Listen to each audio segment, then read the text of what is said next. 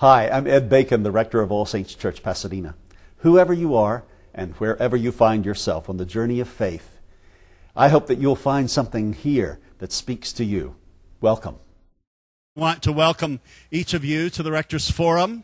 If you're visiting with us today, we have a special table here of welcome. There are red welcome bags there for those of you who would like to take away a container of information about upcoming current events at All Saints Church.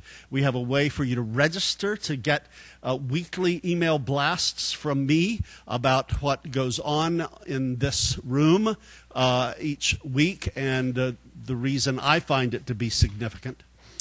We also, related to this presentation today, are creating, with the help of our presenter, a tour of two cities.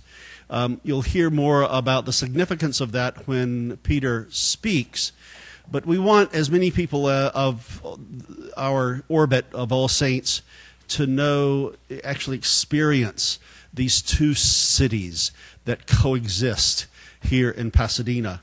So there's a table over there for people to sign up, and let's see, the tour will be a transformational journey through the community in which we worship. As I said, is designed in consultation with Peter Dreier, as well as other activists who are knowledgeable about the disparities of Pasadena, and we intend to increase our awareness of Pasadena's racial, ethnic, education, and economic truths, listening for God's call regarding the justice work we might engage. Before I introduce our speaker, I want to just say one word about the violence that we experienced in Arizona yesterday. We've prayed for all of the victims as well as the shooter in our services today, and will continue in the other two services. But I simply want to acknowledge that our hearts are breaking over the victims of gun violence in Tucson, Arizona yesterday. Those who were killed, and we are acknowledging the grief of their families and friends and hold that in our hearts. We pray for the healing of Congresswoman Gabrielle Giffords, as well as all those who were wounded. The United States has a shameful and painful legacy of the assassination of political leaders. The assassination attempt on the life of Representative Giffords highlights the current dysfunction of American political life and discourse, revealing the destruction carried in the heart of vitriolic polarization. Violent rhetoric and the dehumanization of public servants create an environment that both legitimates hatred and also tempts unstable personalities to engage in violent acts. Language that targets opponents and places our adversaries on hit lists cannot be condoned. Jesus wept over the soul of Jerusalem, a city that did not know the ways of peace.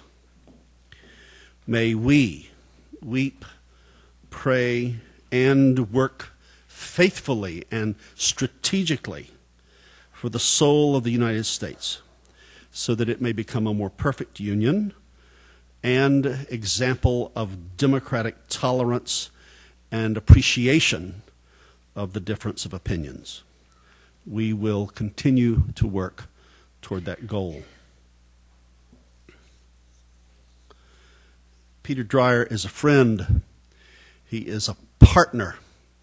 He is one of those people that creates the moral compass of Southern California. He is the Dr. E.P. Clapp Distinguished Professor of Politics and the director of the Urban and Environmental Policy Program at Occidental College in Los Angeles. He also coordinates the summer internship program in community development and affordable housing. He joined the Occidental faculty in January 1993 after serving for 9 years as the director of housing at the Boston Redevelopment Authority and senior policy advisor to Boston Mayor Ray Flynn.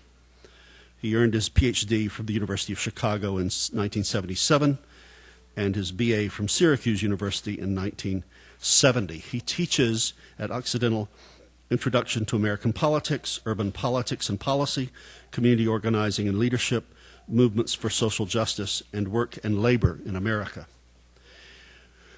Most powerfully in my life, Peter is a devout and practicing Jew. He gets his passion and value system from the same taproot as do we, the Hebrew prophets of the 8th century. He knows what they're talking about in their cries and their passion and their call for change, and he also knows and embodies in his teaching and in his activism that a community that has the kind of disparity that we have simply is not morally defensible, nor is there the architecture for endurance. And he brings that kind of perspective to reading things that would bore the rest of us, like the United States Census results. But he read those figures as though they were scripture from God and has translated it into an amazing document about which he is now going to speak.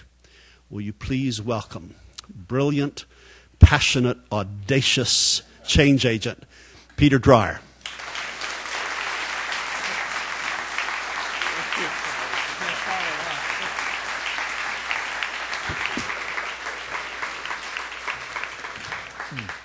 Thank you, Ed. I'm so pleased to be here, and I see so many good friends. It's why I feel so welcome here at All Saints. This is the third or fourth time I've been at the Rector's Forum, and every time I come, I feel like I'm at home. And perhaps that's because, as Ed said, the synagogue that I grew up in New Jersey reminds me a lot of All Saints, or vice versa. And I feel that the parallels are too deep to be coincidental. And in fact, 2 weeks ago, I took my 14-year-old daughter Sarah for a week's trip to New York. She's an actress, or wants to be an actress, and so we took in some 4 Broadway plays, and then I dragged her to some museums as compensance for going to the plays. And then I took her to the town I grew up in New Jersey. We visited the old house that I lived in, and then we went to the synagogue where I grew up and was bar mitzvahed and trained.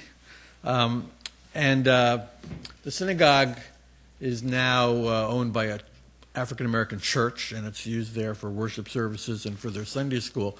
But on the front of the synagogue, they can't erase the words, and they wouldn't want to erase the words that are engraved in the stone, which I grew up in and remember by heart and compels me in many ways. It's the saying from the prophet Micah, to do justice, love mercy, and walk humbly with God. And those words had a huge influence on me back in the 60s when I was a teenager, and my congregation, my Jewish congregation, put those words into practice. Our rabbi, much like your ministers, were involved in the civil rights movement, a lot of interfaith activities in the anti-war movement and supporting Cesar Chavez and the farm workers. I was the president of the synagogue youth group, and we were involved in a lot of protest actions as teenagers. And they taught me that being a responsible person and a good Jew meant being an activist, always siding with the oppressed, not standing on the sidelines during moments of crisis. And they also taught me that while charity was important, justice was more important. And I tell you all this for 2 reasons. One, as I said, because there are many parallels between All Saints and that temple I grew up in. And the other is that those words, to do justice, are something that I think all of us here need to think about in terms of our own community here in Pasadena. What would it mean for Pasadena to be a city of justice, a city that takes those words of Micah seriously? Now, there's no doubt that Pasadena is a liberal city in many ways. We're well known for having world-class cultural institutions, and our museums and our educational institutions like Caltech and Fuller and PCC. We have a strong commitment to preserving older buildings, but I'm not always sure it has the same. I'm not always sure we have the same commitment to protecting our older citizens or to providing for our young children or for helping lift our poor out of poverty. We like to think of ourselves as a compassionate city, but I wonder, do we really care about the needy? Are we really the city that we think we are? And what would that mean for Pasadena to be a true city of justice? And I think there are 3 pillars that we can use to identify or answer that question. First, a city of justice is a city with a strong economy that fulfills the American dream of fair wages and benefits in return for hard work. Number 2, a city of justice provides decent housing for a wide mix of families from different income groups and diverse racial and ethnic backgrounds.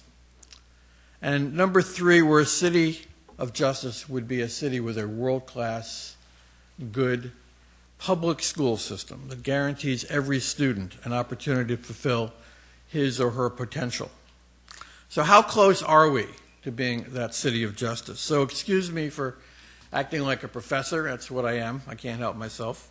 So I'd like to issue a kind of report card for Pasadena on what we're doing well and where we need improvement, and then suggest what all of us can do. As Ed said a few weeks ago, I was looking at the census data. This is one of my obsessions. From 2009, the most recent data. A couple years ago, I'd written a book about widening inequality in our urban areas, and so I was curious how things were doing in California and in our own city. And so I did some simple calculations. I have 6 tables that I put on your chairs. You'll be quizzed at the end of the talk and be given a grade. Okay, thanks. So a standard way for measuring inequality is to look at the concentration of income among the rich and the middle class and the poor. How is our economic pie here in Pasadena being divided? And as Table 1 shows, and you really don't have to look at it now, you can look at it later, but Table 1 shows that the richest 1/5 of Pasadena households, those families that earn over about $135,000 a year, have over half of all the income. 1/5 have over half of all the income. But if you go a little higher on this measure, you'll see that in Table 2, the wealthiest 5% of Pasadena households, those with incomes over $250,000, have about a quarter of all the income. 1/5, 5%, the richest 5% have about a quarter of all the income. So on the first measure, we tie with San Francisco as the most unequal city in California. And on the second measure, we're 5th after LA, Glendale, Rancho Cucamonga, San Francisco, and Oakland. And then if you contrast that with the bottom, the poorest 1/5 of Pasadena households, those have incomes below $23,000. They combined, right, the poorest 1/5 of Pasadena households combined have 2.5% of all the income in the city. Only San Francisco do the poor have a smaller share of citywide income. One table that I didn't bring with me looks at the bottom 40% of all the households in Pasadena, those with incomes below $45,000. $45,000 is the threshold below which 40% of our, not individuals, but households' income. And together, those poorest 40% of Pasadena's households have only 10% of all the income. Right? Then I looked at the gap between the rich and the poor, the people close to the top and the people close to the bottom, at the 95th percentile and the 20th percentile. That is the gap between people who earn about $250,000 at the top and about $23,000 at the bottom. And the gap is about 11 times. It's a ratio of 11 to the highest at the top. And only San Francisco, Oakland, and Glendale and LA have a wider gap. And in fact, no other cities in California have even double digits except for those 5. So we don't rank very well in terms of the gap between the very rich and the very poor. So as Ed said, Pasadena is in fact a tale of two cities. And it's exacerbated by gentrification, by the widening gap between the wealthy and everyone else. Now there are some statistics that can be misleading. During the past decade, the median household income in Pasadena went from $46,000 to $61,000. That's pretty good, right? That's a 33% increase. And during that same period, our poverty rate went down. The number of people below poverty in Pasadena went from 16% to 14%. Now, in most ways, you think that's a good thing. We have less poverty. But this jump in income and this decline in poverty is not because Pasadena's existing residents got big pay increases from generous employers or otherwise lifted themselves out of poverty. It's because the people that are moving to Pasadena are almost exclusively those with high incomes, while those with low and modest incomes are being pushed out by rising housing prices. In other words, this prosperous city is not sharing its prosperity, but instead is pitting the affluent against the poor and the working class for our scarce supply of housing. In the last decade, Pasadena has added about 5,500 households. That's an increase of about 11%. But the increase was almost entirely among the affluent. I won't bore you now with all the statistics. You can find them in Table 4. But the bottom line is that the number of families in Pasadena with incomes over $150,000 and $200,000 has gone dramatically up, has almost doubled, while the number of families who have incomes below $50,000 has declined, and those with less than $10,000 a year has declined by almost 23%. Right? And so none of this should be surprising in light of the last decade's spiraling increases in rent and home prices, the conversion of affordable apartments to expensive condominiums, the predominance of luxury units among the condos that have been approved by city officials, and the shortage overall of affordable housing. About half of all the families in Pasadena rent their homes, and as Table 5 shows, the number of apartments with rents that are at least $1,000 or more over the last decade has jumped from 1/3 of all the apartments to 2/3 of all the apartments. Cost of over $1,000. And the number of apartments with rents over $1,500 a month, which is beyond what most working families can afford, has jumped from 6% to 33% in the past decade. And this all puts an incredible squeeze on family incomes. Of the families that rent their homes, half of all the families in Pasadena, more than half of them spend more than 30% of their income just to put a roof over their head. And that's true not just of the poor, but of the middle class as well, as the statistics show. So this places an incredible burden on our families. But it also hurts the local business community.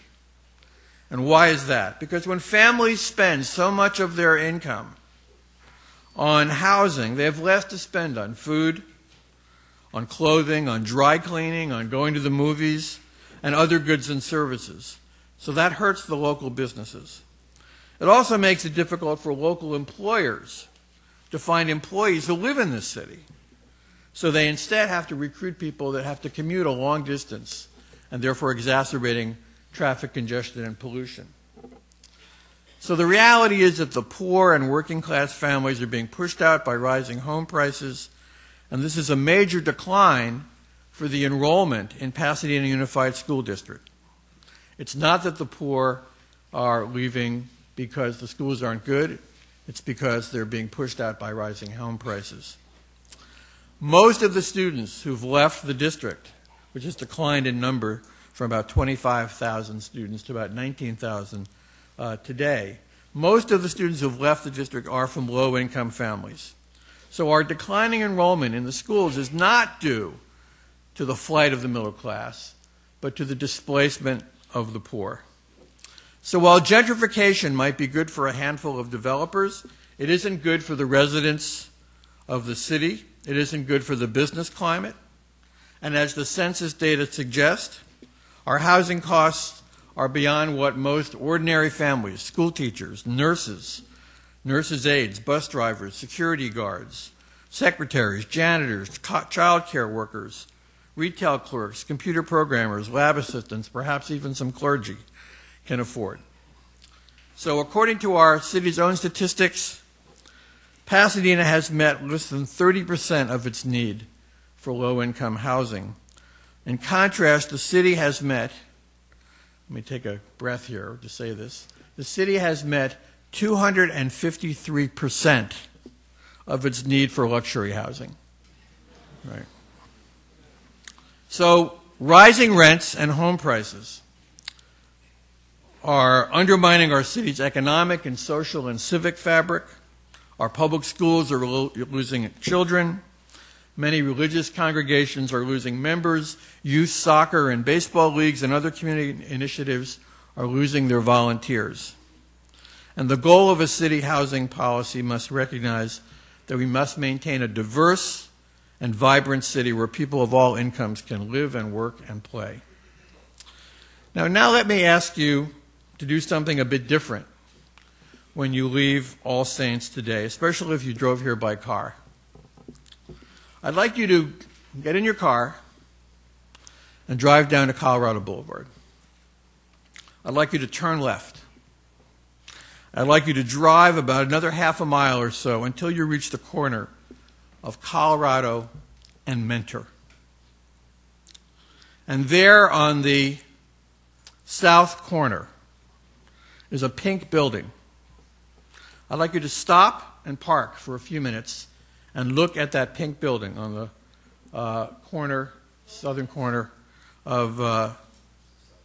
southwest corner of Mentor and Colorado.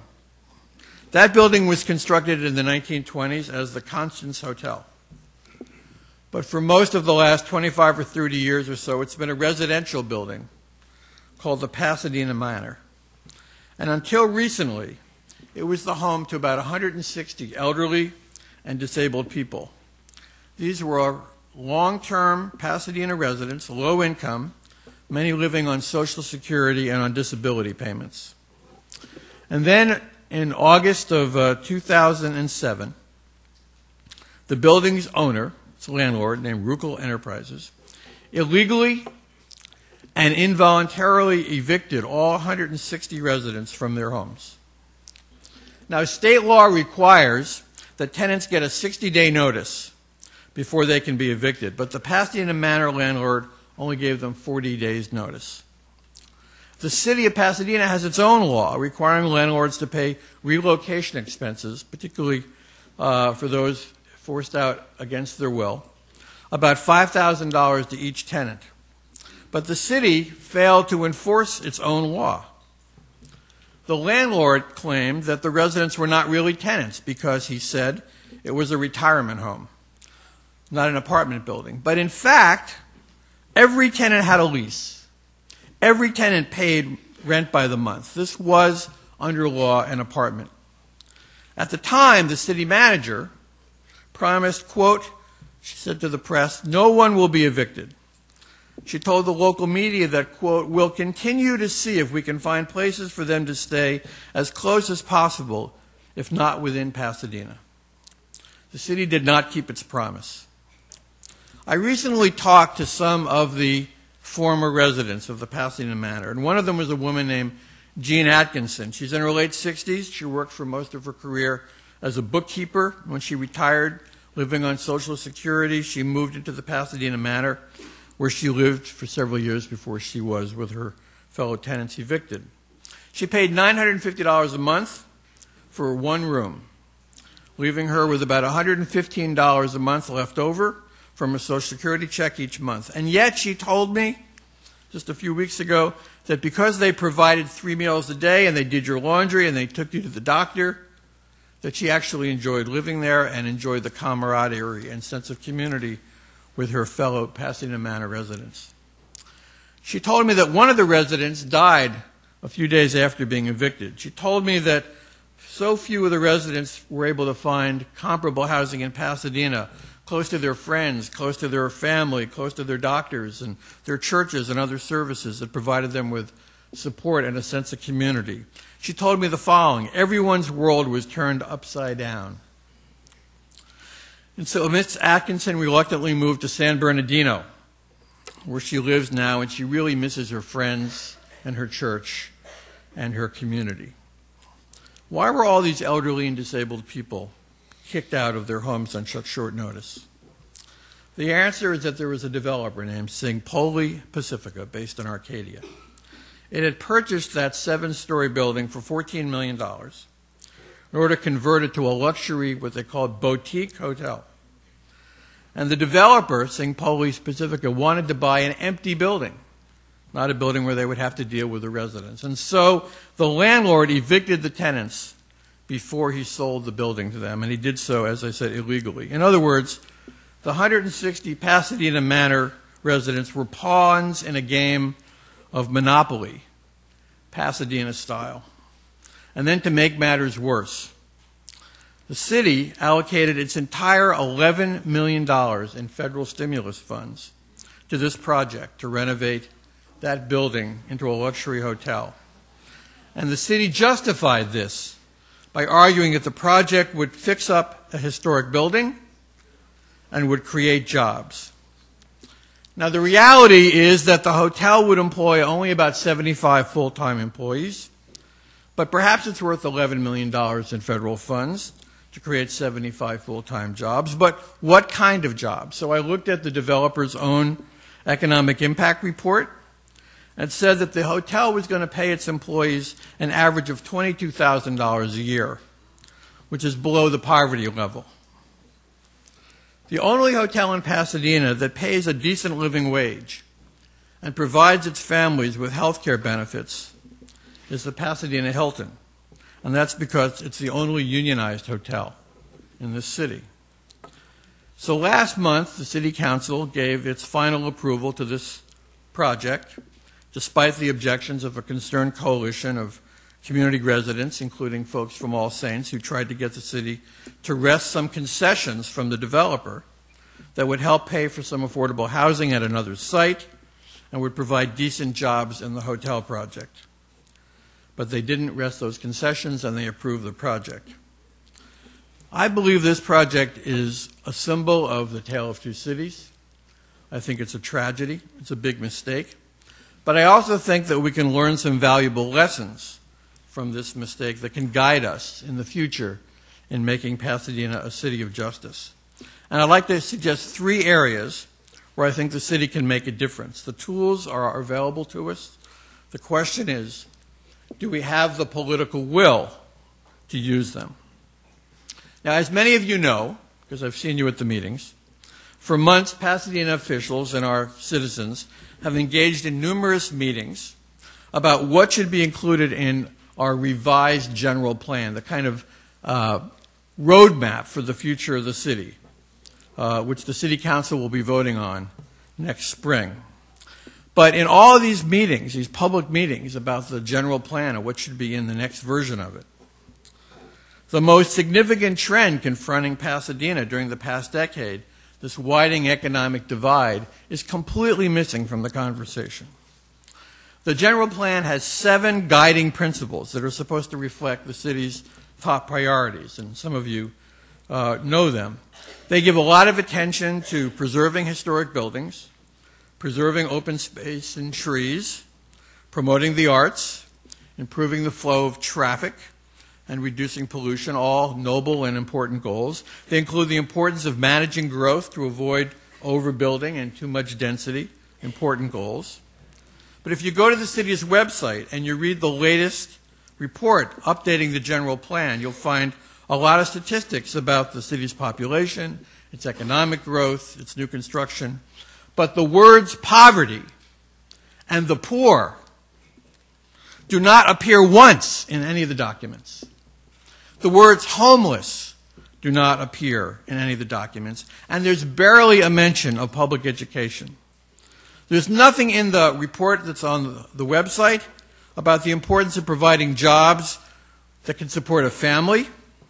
And indeed, the phrase good jobs and living wage don't appear in the report. There's a lot of space devoted to the number of and the location of housing in the city, but there's almost no attention devoted to the need for affordable housing for working families trying to make ends meet. In other words, there's hardly any recognition that good jobs, affordable housing, and good schools are cornerstones of a healthy business climate, a family-friendly city, a city of justice. So what to do? That's where we need your voices, the voices of conscience in our community. So first, I'd like to enlist your support for an effort to put the public schools at the top of our city's agenda. There are two community groups in Pasadena that are spearheading an effort to add an eighth guiding principle to the general plan. One of them is the Pasadena Educational Foundation, whose president, George Brumner, is here today and a member of your congregation. And the other is Invest in PUSD Kids, a community organization that mobilizes parents and teachers and students. These two groups and many others want to add an eighth guiding principle to the general plan. It's only one sentence long. It's on your seat. Please look at it. It's extremely controversial. It says the following: a vibrant public education system will be valued and supported as the shared responsibility of our community. Controversy. I can see protests in the streets over this. Well, the truth is that there are actually some people, including some members of the City Council, who object to including this statement in the general plan.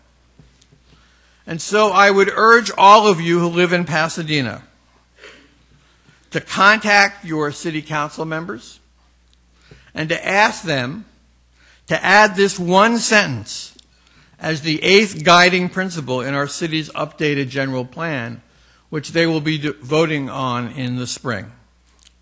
Now, as you know, the public schools in Pasadena, Altadena, and Sierra Madre have been improving steadily and in some cases dramatically in the last few years under the leadership of our superintendent, Edwin Diaz. My two daughters have been students in PUSD since kindergarten. They're now in 8th grade. They're twins. And they've gotten an incredibly great education. And over the past 3 years, the PUSD has raised its academic performance index by 52 points, surpassing the state and the county's increases. 9 schools have scored over 800 on the API, and 80% of the schools have scored over 700. There's a lot of incredibly innovative programs, which many of the people in this room are part of. Our high school graduates are accepted at some of the best universities, and they've earned lots of scholarships to college. There are certainly problems with dropouts and many other problems. That's no need to avoid saying that there are many, many problems in our school district, but things are improving.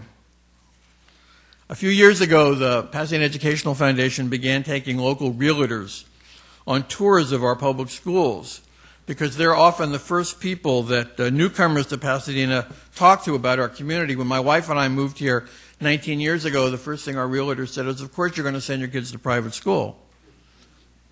I said, then why should I spend so much money on this house? Right? But that's beginning to change thanks to PEF. Many of those realtors had outdated and misleading conceptions and stereotypes about our public schools, which they then passed on to their clients. But these school tours have been incredible eye-openers for the realtors, and I hope that we can do more of that, not only for realtors, but for business people and clergy and other opinion leaders in our community. In fact, a growing number of middle-class families are coming back to the public schools because they are improving, and the stereotypes and myths are changing. But all this progress is now threatened by disastrous budget cuts from the state. You probably know that California is the 7th wealthiest state in the country, but we're 46th when it comes to spending on our public schools and on other measures of class size and librarians and counselors and so forth. We're at the bottom of the list. So we need to increase state spending. But what can we do at the local level to improve our public schools? Well, first, I think we need to increase the donations from our individuals and our businesses to the Pasadena Educational Foundation, which is the backbone of raising money for our public schools, so that we can provide more computers in classrooms, more grants to teachers for professional development, more scholarships to colleges and for PEF's wonderful summer enrichment program, more nurses in our PEF-funded medical centers at our schools and other programs. Second, it would mean strong support for a new program, which has not even been announced but will be announced in the next month, called Buy-in PUSD. We want to encourage more local businesses to support and partner with our public schools. And one way is for consumers to use our buying power to support local merchants who support our public schools. I wanted to call it a boycott, but my friends at Invest in PUSD, Kids in PF, thought that buy-in was better. Okay. So to help you know which local businesses support our local schools, we will deliver stickers in the next month or so that they can place in the windows of their businesses in Altadena, Sierra Madre, and Pasadena when they contribute at least $150 to our local schools through the Pasadena Education Foundation. In addition, Invest in Kids will email, and you can be on our email list, a large and growing list of local consumers to know who are those businesses they should be supporting.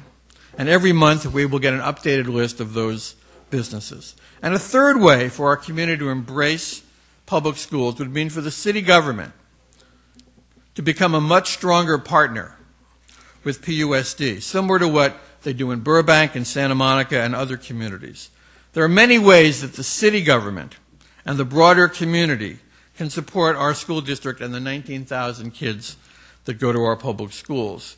If the city assumed some of the functions that it does well and did those for the schools, it would save the school district millions of dollars that they could then put in the classroom, which is what it does best. For example, the city could maintain the playgrounds and the athletic fields for the school district. Pasadena has a world-class library system, but this year, after the cutbacks, the school district had to close all the libraries and fire all the librarians. They found a little bit of money to bring some of them back, but the truth is our school libraries are anemic. But if the public library system assumed the management and funding of our school libraries and worked synergistically to have them as partners, that would make a big difference. The city could pay for transportation for kids to go to schools. The city could pay for nurses at the school clinics. There are many other cities, as I said, particularly Santa Monica and Burbank, that have a wonderful partnership with their public schools. Santa Monica every year gives the school district a check for about $10 million. The city of Burbank doesn't make its school district pay for any of the energy costs. Right? Okay. So finally, we could add that to the general plan. But we also need to realize that we need to do something about jobs and housing. On jobs, the city can strengthen its living wage law to make sure that any project, like the Pasadena Matter, that gets city funding or city approvals, pays its employees a living wage, enough to raise a family and rent an apartment or buy a home. So the city can increase its living wage and strengthen its living wage law. And on housing, the city can strengthen its inclusionary zoning ordinance by guaranteeing that any project that gets city approvals has to have 20% of its housing units to be affordable for working families, teachers, nurses, janitors, and so forth. These issues, good schools, living wages, and affordable housing should be at the top of our city's priority list. They should be the top priorities in the update to the general plan. In a few months, here in Pasadena, we'll be having elections for the City Council and for the school board. Now, I promise I'm not going to tell you how Moses would have voted if he lived in Pasadena. But I do think it is our responsibility as people of conscience to make sure that good schools, living wage jobs, and affordable housing are the key issues debated by candidates running for the City Council and for the school board this year. And they should be issues around which people of conscience organize and mobilize in order to move Pasadena closer to the city of justice that we want it to be and that Micah asks us to do justice, to love mercy, and to walk humbly with God. Thank you very much.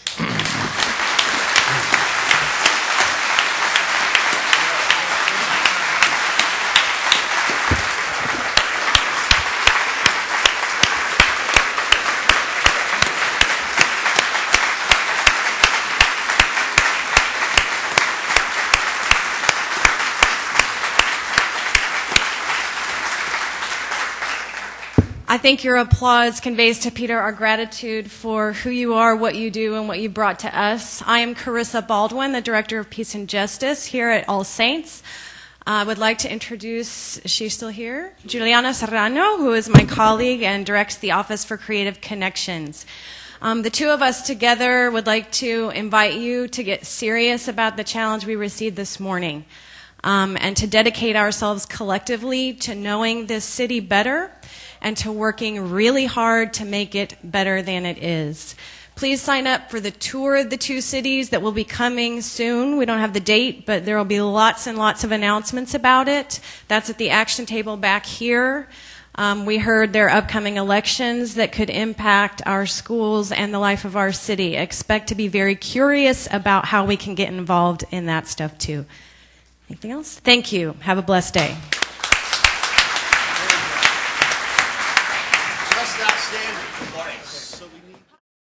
Our mission at All Saints Church is to make God's love tangible 24/7, not only in the words on Sunday, but in our work and witness all week long. You can partner with All Saints Church in being a beacon of hope, compassion, and justice by making an online contribution today. Click on the Donate Now link on the Video Sermons webpage and join us and our friends from every corner of the world who are committed to turning the human race into the human family. Remember, it is in giving that we receive. And may God bless you and those you love, serve, and challenge today and always. Thank you.